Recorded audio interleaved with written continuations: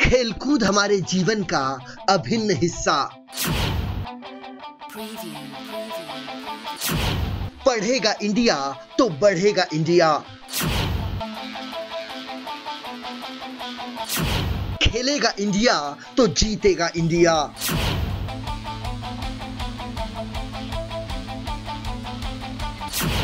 युवा खिलाड़ियों में फुटबॉल की बढ़ी दिलचस्पी।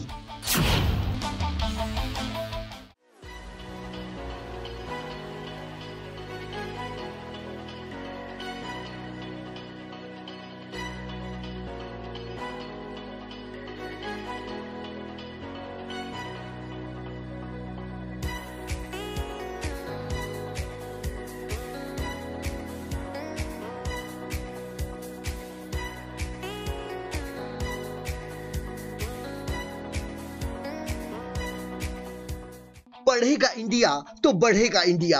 जी हां, देश में दिया जाता है इसी तरह का नारा, लेकिन जितना जरूरी पढ़ाई है उतना ही जरूरी खेलकूद भी। इसलिए अब हम कह सकते हैं कि खेलेगा इंडिया तो जीतेगा इंडिया। यानी खेलना कूदना भी हमारे जीवन का एक अभिन्न हिस्सा है। हर खेल को बढ़ावा देने के लिए सरकार अनेक उपक्रम जैसे खेलो इंडिया, सीएम चषक प्रतिस्पर्धा का आयोजन करती है।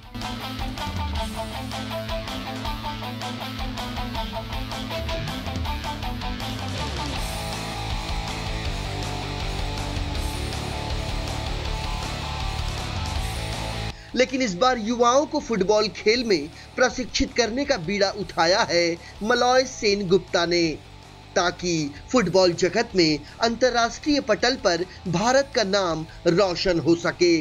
इसी कड़ी में अंधेरी पश्चिम के अंबोली स्थित बॉम्बे कैम्ब्रिज इंटरनेशनल स्कूल में अंधेरी फुटबॉल एकेडमी ने अपनी 11वीं वर्षगांठ मनाई, जिसमें फिल्म जगत, खेल जगत और पत्रकारिता के क्षेत्र में अपना विशेष योगदान देने वालों को अवार्ड और सर्टिफिकेट देकर सम्मानित किया गया।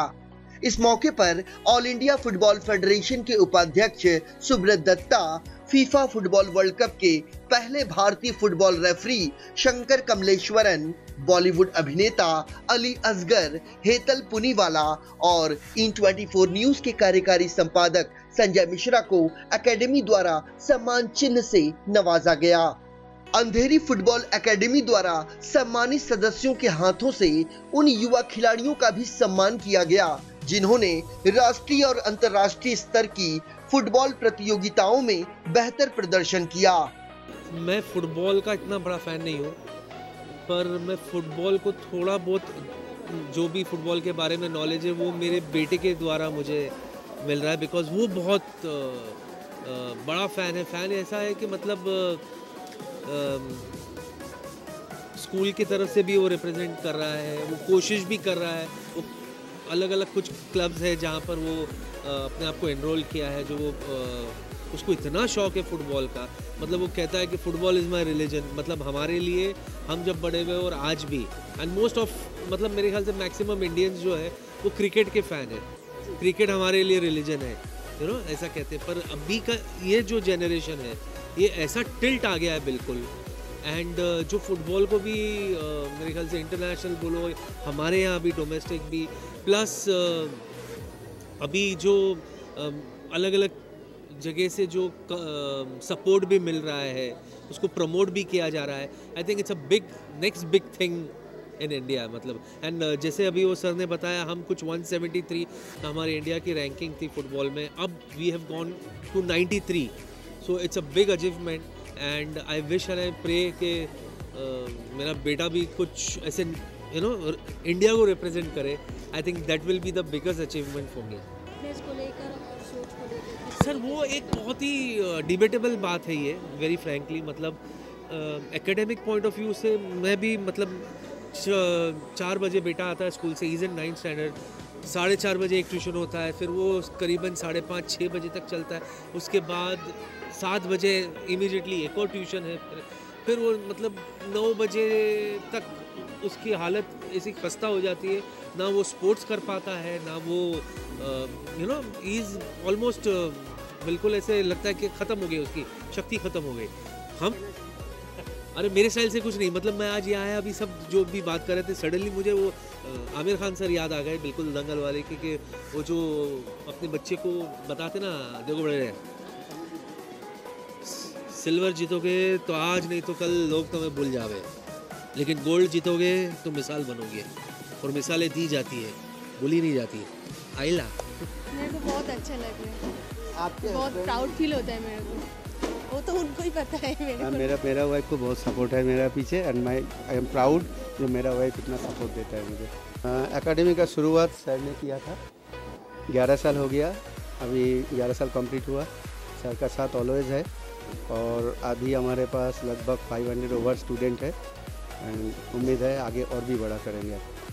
एक्चुअली ये मेरा ये है, जो बच्चा छोटा बच्चा को इनकरेज करने के लिए पहले पेरेंट्स को इनकरेज करना बहुत ज़रूरी है, क्योंकि पेरेंट्स जितना एक्टिव होगा उतना बच्चा ग्राउंड में आएगा।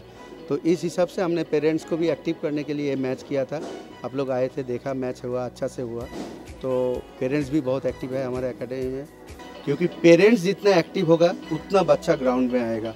तो इस हिसाब से हमने पेरेंट्स को भी एक्टिव करने के लिए मैच किया था। आप लोग आए थे, देखा, मैच हुआ, अच्छा से हुआ।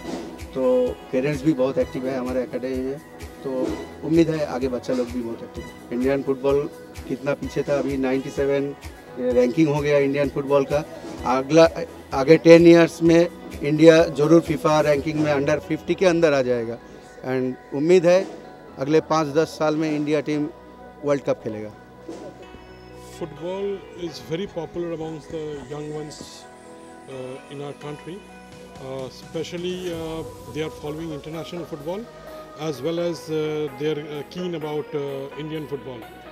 And not only the young ones, now their parents are also following Indian football, because our national team is doing well.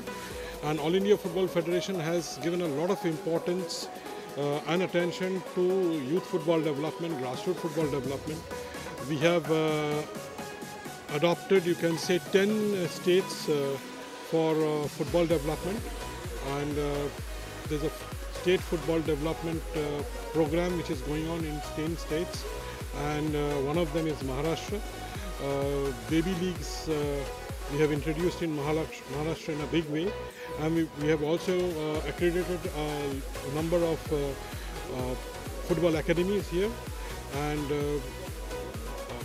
some of them are really doing well, and they are all participating in under 13, under 15 and under 18 I-League. So the young ones, right from the baby leagues to the proper tournament like under 13, under 15, under 18 leagues, the young ones are getting the opportunity to participate.